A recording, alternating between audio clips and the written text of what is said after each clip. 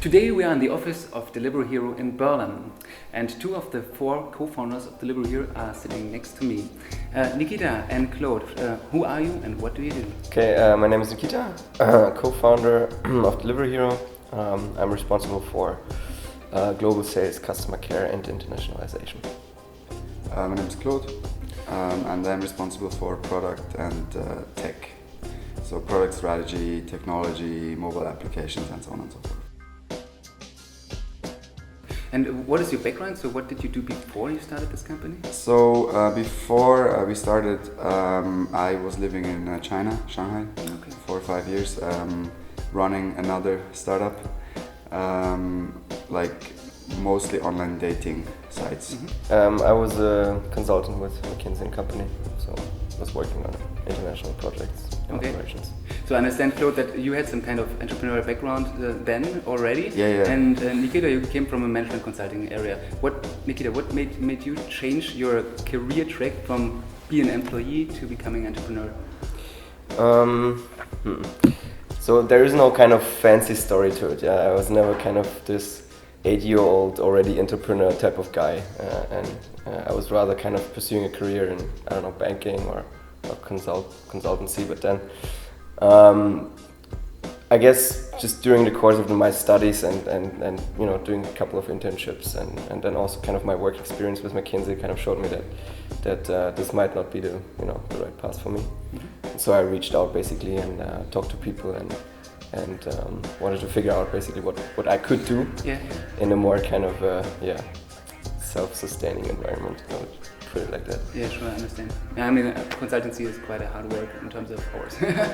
Well, that is not particularly different to entrepreneurship, I would say, but yeah. Okay. And can you please shortly describe what a typical, I mean, there's not a pure typical day in life, but what a typical working day would look like in your both functions? Yeah.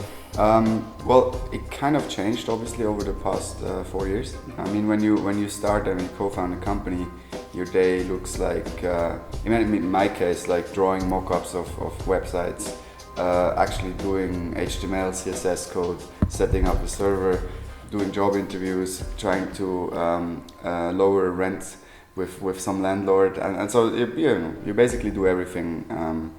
But then, over the course of the kind of evolution of the company, obviously your responsibilities change and you have to learn kind of to, leverage yourself a bit and get out of too many sort of detailed topics. That was quite hard actually for me. So now my day looks like it's mostly meetings, which is actually the job in my case. So you basically just point people in a direction, and from time to time you catch up and see whether they're still going in the right direction. And hiring, like team building, is sort of the other part. And yeah, Delivery Hero for me is like now it's 9 to 9, basically. Yeah. So much for long hours in consulting, and we're in year 4, so it was more at the beginning. So. Yeah. For me, I guess same story. I mean, in the beginning, you kind of do everything really, including sleeping in the office. So hours are crazy. And yeah, I mean, I was back then COO, so I was basically building up the first customer care, first ticket system, wrote kind of the specs for it, and all that stuff. Tried to figure out what internet is about. You helped me quite a bit with that. No, I mean, yeah, it's very very kind of broad in that sense. Now I have around 200 people in my function. So obviously there's a lot of meetings, kind of hiring, managing the teams, my direct reports, and then there's always kind of. There's a lot of cases where you need to kind of fly somewhere and you want to buy a company, or then it's kind of, it changes basically 180 degrees for a couple of days. I used to travel quite a lot, so I would say like 40% of my time last year I spent actually abroad in our country teams, working with the CEOs there, making sure that they kind of scale up their operations, take the right decisions, maybe have a bit more kind of broader and bigger picture in their kind of decision taking. We did it quite some time actually together also. So so there's really no typical day. It's usually pretty hectic. Hours are longer than consulting, to be honest, because you kind of carry this company and all week. I mean, if you have an email on weekend, you don't carry it. Just do it. And if you need to fly somewhere, you just do it. There's no kind of Monday to Friday, 9 to whatever 9 schedule in that sense. Okay. So let's switch to the next topic, which is the business model. What is your current business model looking like? So in a very basic sense, we send orders to restaurants. Restaurants fulfill orders, and we charge a commission fee for sending the order to the restaurant. So in that sense, it's a marketplace. Our revenue comes largely from commission fee, which is like a performance-based model for restaurants. And then there's obviously some other revenues generated through kind of other activities, but that's the bulk of the revenue. So my assumption would be that there are three major model drivers. Like, for example, one is the acquisition of partners or restaurants. I don't know how you would call them. The second one would be some kind of marketing efficiency, and the third one would be making sure that the platform is running smoothly, right? And how are you managing these three kind of variables to improve your performance?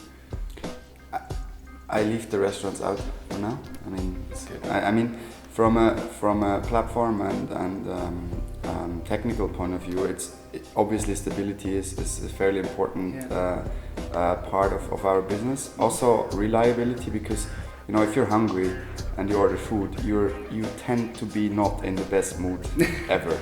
We call the state hangry. So it's hangry customers.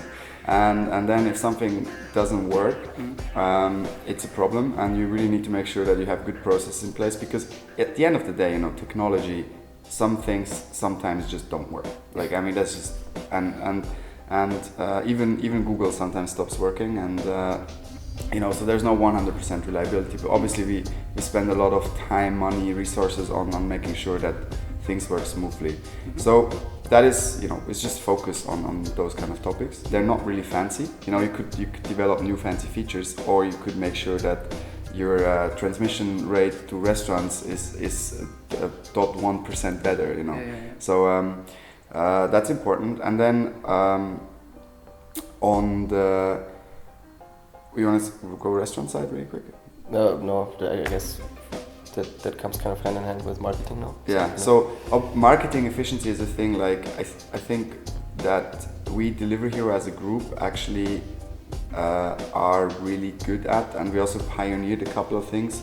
Like when we started doing TV in Germany, at the beginning it didn't work out really well, because our first TV spot went online and our whole website went down. It worked actually pretty well. Yeah, it actually worked pretty well in that Too sense. much traffic. Too much traffic. But we fixed that, and before that a lot of people told us oh, this TV is not going to work for this model and so on. No one did that before, and that actually worked out great. So it helped us scale the company, and we employed the same model in other countries, and that works great. And then everything else, at the end of the day, is kind of statistics and numbers. It's, marketing sounds like creative, but in fact, especially performance marketing is all about statistics and numbers. And in performance marketing, we were lucky to hire one guy that was and is one of the top guys in performance marketing, SEM in particular. So I think we're quite good at this. Obviously, there's other people doing a good job as well. But Okay, thanks. Do you want to go to this restaurants, or it was just a general answer for the market? Just maybe. Okay, so the supply side of the platform, kind of the restaurant side, is a bit separated from these topics, because you obviously have some sort of CPA relationship there as well. So you need to kind of put as many restaurants on the platform as possible.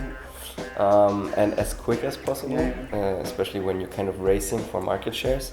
And obviously there is a lot of innovation and a lot of kind of from operation point of view where you need to be smart and what applies kind of to customer acquisition, to product development, etc.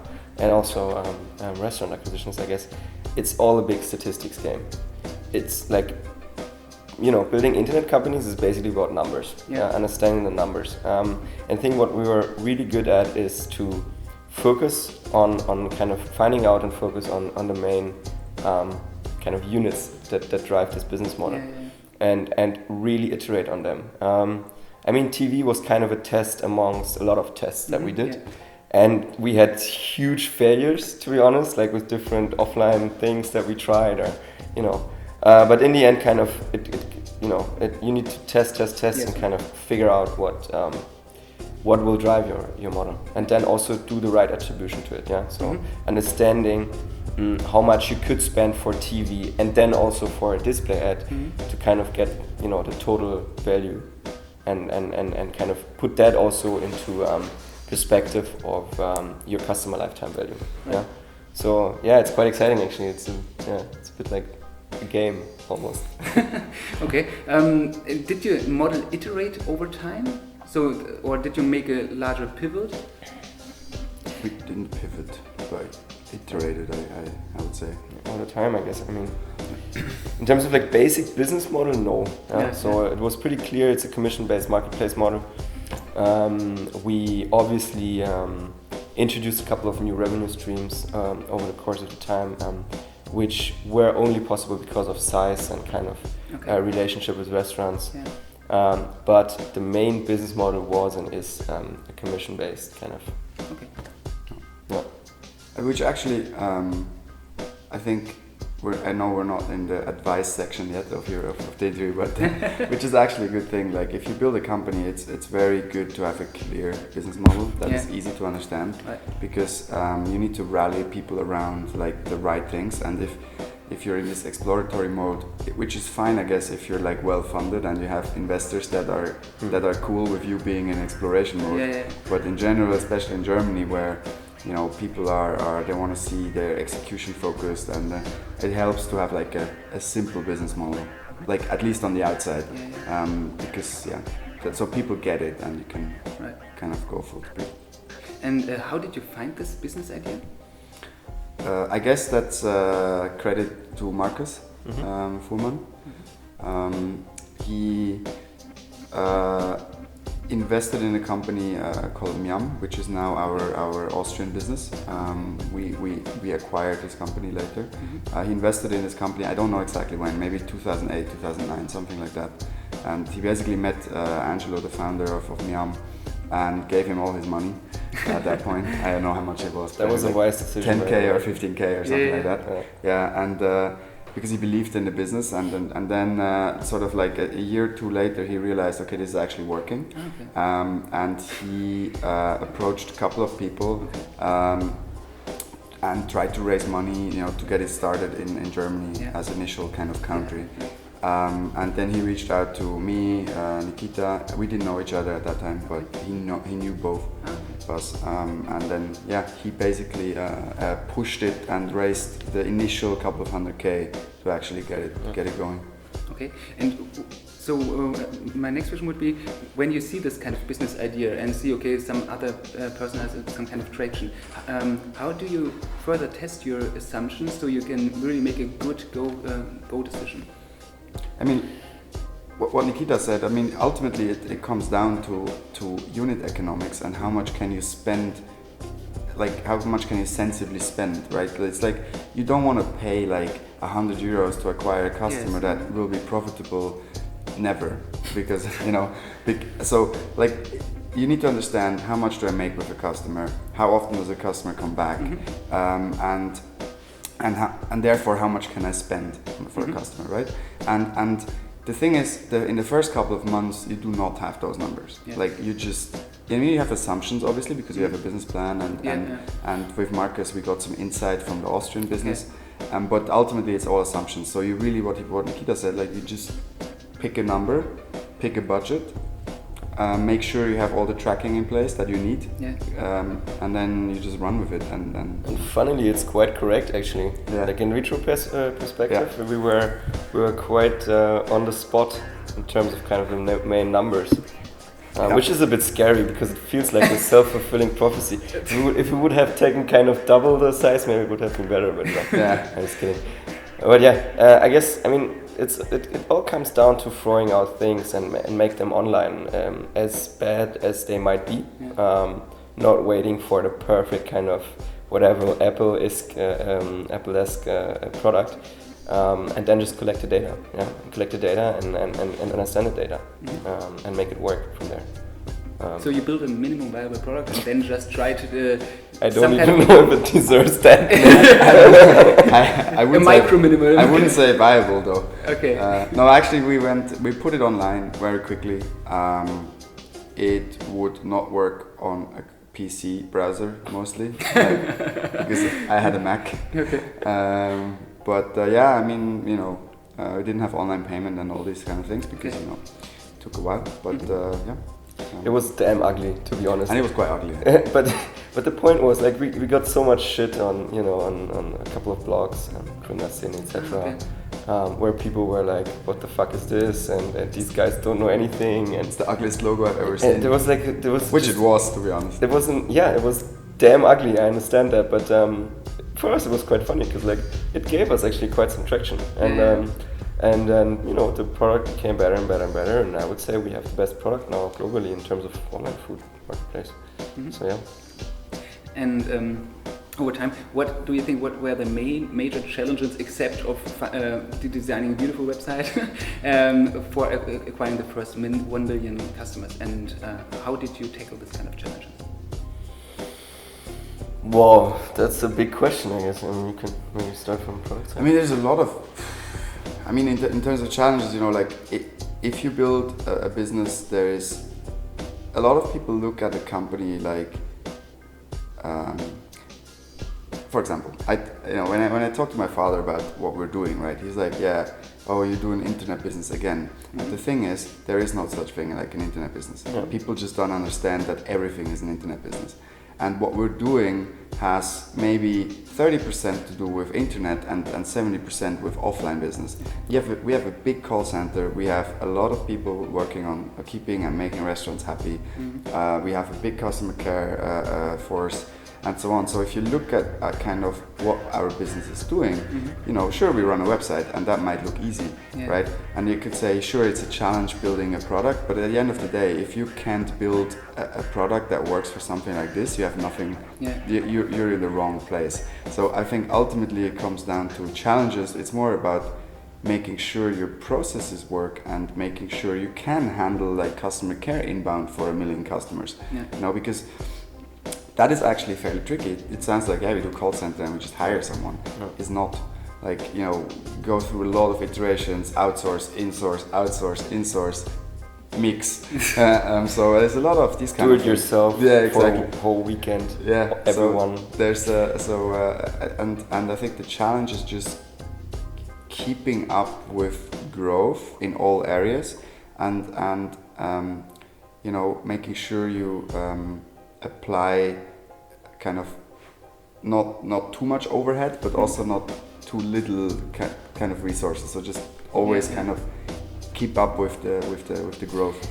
Yeah, I think the main pain point is kind of managing this balance, right? I mean, because you're in this weird position where you never have enough money as a startup, right? But you also need to show a lot of numbers. So basically everything goes into marketing. That means everything else is gonna break because you haven't spent enough on, customer care, actually the real business, the real processes behind kind of a pretty looking website. And then, so you have to run for these numbers to get the funds. At the same time, you need to have kind of this big vision of how it should be if we would have the kind of funds, where you need to kind of have the right structures in place, kind of the right CRM models and the processes and the right also managers and or people for that sake. So kind of managing this race and a bit antagony It's like having this long-term vision, having people believing in it, while executing sometimes very on a short-term goal basis. Yeah. And then people question you. You go like, you have good developers. Good developers want to build a cool product, right? Yeah. And then you go like, just slap this on and deploy it. And the guy goes like, yeah, but it's shit. And you go like, yeah, just do it. But yesterday you told me we have this big vision of like, and you're like, yeah, forget that for a second, just do that now and we go back to big vision tomorrow. It's difficult. And it's funny because like I think this is a typical European German VC thing, right? I mean, there's just very little cases where, startups get a lot of funds from the start and can really kind of build an awesome thing from the beginning, right? Where they have this freedom. In US, this is quite normal, right? And if I had a big discussion actually a couple of weeks ago with an investor, and the point was that, of course, I mean, in US, you can kind of get a lot of money from the start, and then you can have all those kind of Airbnb kind of startups where they take all those fancy pictures and looks all awesome, and you build nice communities, and that is cool, and I really liked it. But the problem is in the German VC scene, tickets usually are quite small, and you really have to race for the numbers. You really have to prove the case, and for that matter, you need to make that compromise a bit, I guess.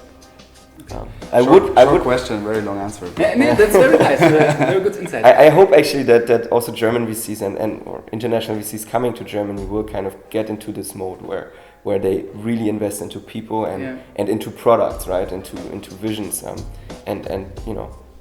because I think this is where also innovation comes from. Then, if you don't have just kind of make sales, but also be a bit creative. Yeah. And in terms of corporate strategy, what do you think? What is your competitive advantage over other kind of online food retailers, or maybe even offline food retailers, food delivery services? I mean, like I'll start.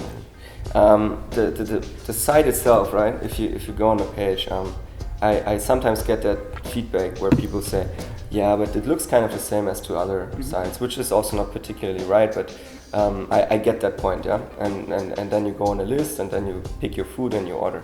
I think the competitive advantage comes from the fact that customers are happy, yeah. So and that has a lot to do how we manage kind of the whole experience, how we make sure that our failure rate is below 0.0 whatever 1% in peak times, that that the quality of restaurants is very high, and so forth. Yeah, good customer service, and this kind of experience ordering food is really an emotional kind of thing, right?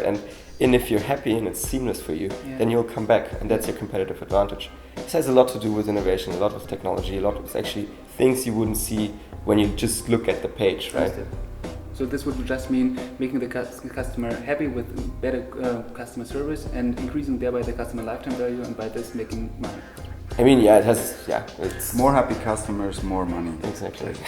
That's the way to do it. No, but and then it's also, I think, in terms of the strategy for the group, I think we have a very simple kind of internal strategy that we follow, that is non-public, but it's like just 4 lines.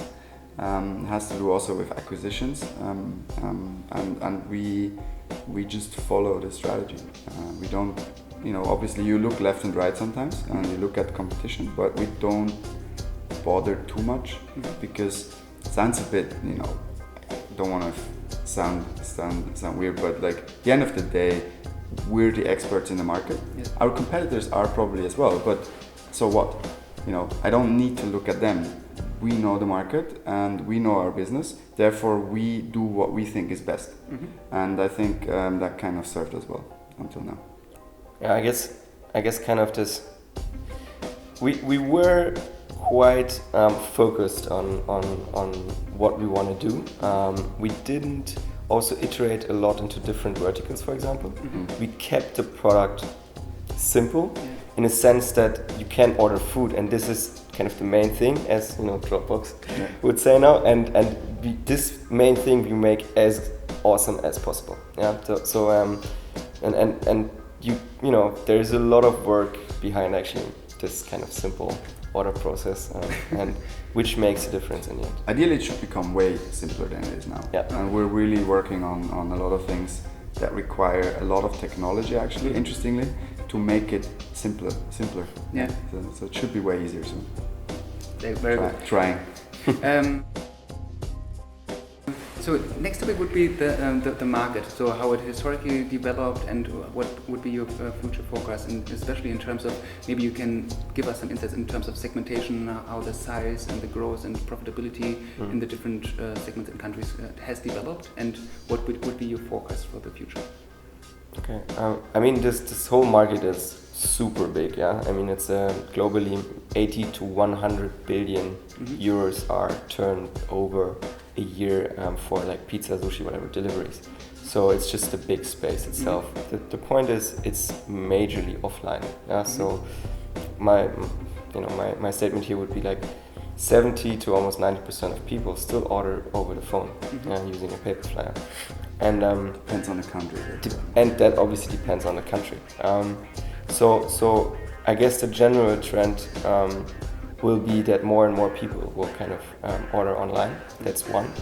Secondly, and this is pretty scary, I must say, if I look at major trends in like same day delivery, more and more convenience asked by consumers, to kind of we operate with 200,000 drivers globally. Kind of the fleet is massive. We're a big franchise, so to say. Actually, are we bigger than? I don't know. Yeah, whatever. So there's in terms of the mega trends for kind of personalization and convenience and all that stuff will lead to products that we might not even kind of see now. But it could be that you just have this kind of whatever watch, and you type in "I'm hungry," and then something gets delivered within 20 minutes in this most superb quality ever, and there will be no interface on a desktop or whatever. So the general trend. So what I'm trying to say is the general trend is convenience for whatever it is, yeah. And people will more and more request time for their family and leisure time, and less for like making things like food and and obviously this is kind of where we will position ourselves. Yeah. Okay, and this would also mean if you say there are basically two trends, like say people are getting more lazy and want convenient or spend time with the family, so they want to invest. I wouldn't say people get lazy, but it's just like, look, people move to cities, yeah. So there's a lot of people, like urbanization. People move to urban areas. Yeah. Their lives get. Everyone runs around with a mobile. Everyone is always on. Yeah. Everyone is kind of. I'm not saying it's a good thing, yeah, but everyone is always on. It's like a bit like in this stress mode, and it's just the fact that you just don't work until 5, and then you go shopping, and then you go home, and then you cook, and at 6:30 everyone eats. It's just not happening. More and more, it's just not happening anymore, and a lot of people want stuff on demand, be it food, be it drive now, be it a taxi, be it whatever. And so this not having stuff and having things available on demand trend will just continue, and then we just sit on a couple of mega trends. Mobile obviously is kind of like, yeah, sure, but it's still like a lot of people don't have a smartphone, or like a decent smartphone yet. And so this is still a wave. We have one country in our portfolio where we do 92% of our orders through the app. Like we can turn the website off. Like it's just and that's what will happen here as well. In Germany we're around 40 to 45% already, which is quite a lot. Okay. And that will happen here as well. So there's those things, and obviously mobile supports this flexible lifestyle, and there's just those things where Delivery Hero as a business, having this big fleet of drivers and so on, is kind of in the eye of the storm, if you want, because there's a lot of things happening that really support this model. Did we think about this 4 years ago? No. Okay. So we from Entrepreneurial Insights, we always try to help young entrepreneurs or first-time entrepreneurs in getting some advice from experienced entrepreneurs. And as you have raised a whopping 270, 280 million in funds, I would just get some insights from you. What the top 3 advice would be from your side to new entrepreneurs? In terms of fundraising or just general advice? So fundraising or general? Or if you like, you can also do both. Yeah, okay. How to manage the relationship with VCs, for example. Okay. It's very agnostic. So it changes obviously over the course of the company stage. I would say if you're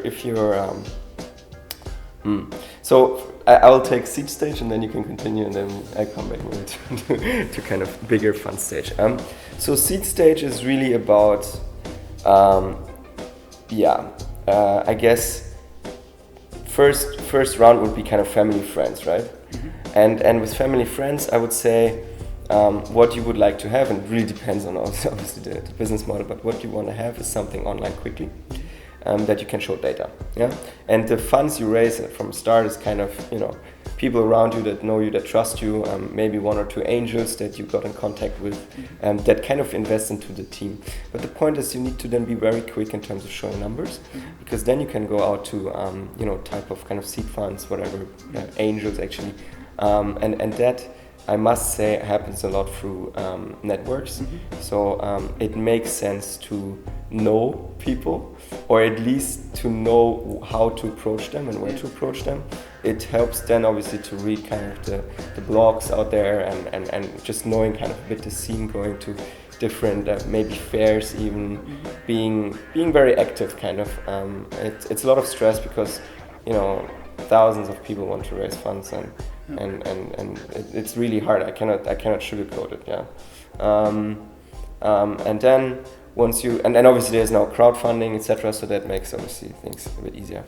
Then kind of Series A stage is comes really down to is this team able and is the business model proven and scalable? I mean, what investors look in these kind of stages is a minimum 8 to 10x return if we're speaking about kind of fast growing B2C startup business model. So it's all about market size. It's all about kind of showing a good trend, which is going up in terms of kind of orders and proving the case. So I think what people should from the start do is understand the unit economics. Does this actually make sense? Is this inherently profitable? If I had kind of the funds and the size, would it be profitable? So what is my CPA? What is my user acquisition cost? What are my main channels? What is actually search volumes for connected keywords in that segment, and so forth. And then you obviously kind of calculate the return that you make, and then you have to prove that. And obviously if you're smart, do you get well-connected angels on board pretty quickly? Because if they like you and if they think this is a viable business model, they will connect you to other funds people, and then you will get kind of this one chance to present. And like for us, I guess what also helped us a lot was we were super aggressive in our forecasting, so a bit almost arrogant, I would say, because we were kind of having brave assumptions on what we can do, which were all true actually. We had to revise the business case upwards, like I think 3 times first year. But we were also very transparent, what didn't work well. And that creates trust with investors, because they know that we will take the right decision no matter if we like a person or not, for example. So if a person is just not the right person for the team, then So I guess it's kind of first. I mean, early on, if you, what is important is that you don't talk to people once you need money. I think I over now not just Deliver Hero, but we also work with a couple of other startups and trying to raise money for other startups that we're not involved in, but just like as advisors or just helping out. And often it's the best things are those when people connect early with someone. You just ask for feedback and keep people in the loop. Like here's what's happening last month. And don't ask people for coffee too much, because people go for coffee a gazillion times a week. So just like, you know, don't ask for anything, just like keep people in the loop a bit. And I had one example now where a very high profile a person now got involved in a company a year after they first approached that person.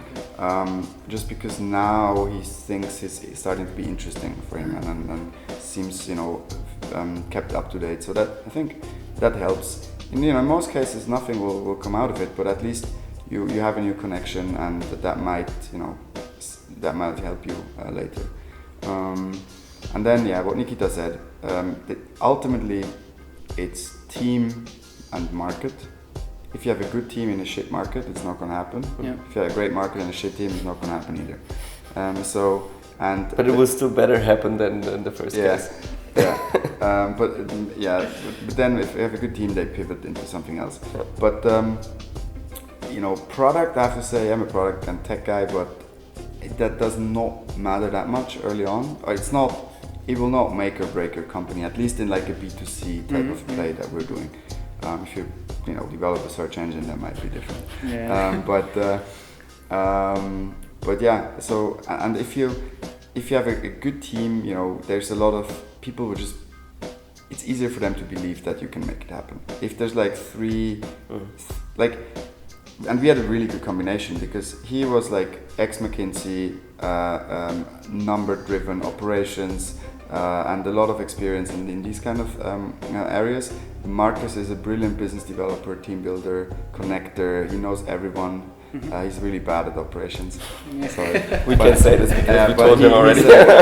He knows. He's brilliant. Like fundraising, he just connects to people. Everyone. And he's a smart dude. Like he's one of the smartest persons I know. And then me, I'm more like tech, product, a bit marketing, and I think just like we had a good mix of people. And if you have a complementary team, it really helps you, because you also don't go on each other's nerves too much. Like if he takes a decision on like, you know, in an area that I know he's good at, I'm not gonna bother him with it, and the other way around. And because otherwise you don't scale. If you're three founders and every decision you have to take together, it's like you're alone. It's not gonna happen. Yeah, so you just need to run. Everyone needs to. And then for investors, that's a good thing. Coming back to this point. And then later stage, I mean, speaking about funds going beyond, like raising beyond like 20 million and then 50 and whatever 100. This is kind of so there is this, I would say, a bit black hole, in between, like between VCs and private equity sort of, or hedge fund sort of funds, because VCs are expecting a high return, like they want to have like 10x, and then obviously they cannot go endless in terms of valuation and money that they give, which at some point is just not possible anymore, right? I mean, I truly believe that we can make a 10x case even from, based on our valuation now, but you get into this kind of a bit of a problem there, because there are not a lot of funds which can provide kind of these tickets. And then on the other side, with like private equities and hedge funds and so on, these guys don't expect 10x returns. They maybe expect 2x returns, but for them this is a new asset class, which is an interesting kind of phenomenon that we can see now. Private equities going into more like internet business, fast-paced businesses. But again, they are still expecting same criteria as they would, expect from a kind of, I don't know, gold mine, sausage factory in Hungary, right? So kind of EBITDA, high EBITDA, I don't know, big business basically, So, and then you have to manage this thing. It's not easy. That's what I meant before the interview. It's like, this is then a very different conversation, because like the people across the table, they all wear suits and they look like bankers. Yeah, sure. They are bankers. Yeah, they are bankers. And it's just a very different conversation then. And you like at the beginning you have in your slides have like team, market, product, and then it moves more into like why are we the most awesome product and so on, and then it moves into hardcore finance. Like our decks right now, there is nothing. There's no product. Financial. It's a given. Like they're like, okay, you can do it. Like you guys can do it. Show me the numbers. And the slide deck right now is actually an Excel sheet, more or less. Yeah. So it's quite interesting, like how that changes, and it's also really important. Like we have one guy in our company, multiple, but one in particular, who is an ex-investment banker, and I think it really helps our company because he speaks this lingo, and he connects well with those guys, and I think it would be good advice for a company that at some point needs to raise a lot of money to have one or two people on board to help with these kind of things, because the founder, you know, in most cases the founder is not an investment banker, or like, you know, it's just, and you need someone to run this or help you run this. I mean, yeah, I guess the expectation or the kind of the profile that is needed for this kind of company now is is completely different to the profile that is needed when you're just building a startup. And I think what we did well is we kind of we kind of developed with the speed of the company, because it's super different to manage a kind of 5 guys team to kind of manage 200 on a global scale, and but people, I guess people need to be aware of that, and you need to be, again, very honest with yourself and with your team. We have this kind of, I have this strong belief in, don't let ego stand in the way of decision making. So be very factual, and then take the right decisions based on the absolute truth that you can find. Right? It's kind of the thing I picked up from a hedge fund guy called Ray Dalio. It's amazing. He wrote a book, which is called Principles, and it iterates a lot around, or it revolves a lot around this kind of, what is actually the right decision? What is the ultimate truth in the room? And if the ultimate truth is that Claude is no more good to manage kind of a 300 people product team, which we don't have, but like saying, let's say it's this, it's like this, then he should go, and I should be able to tell him without him punching me in the face afterwards, which still could happen, but but that's okay then. Good. But thank you very much for your time. And sorry for unstructuring your structured interview. No, this was very well done.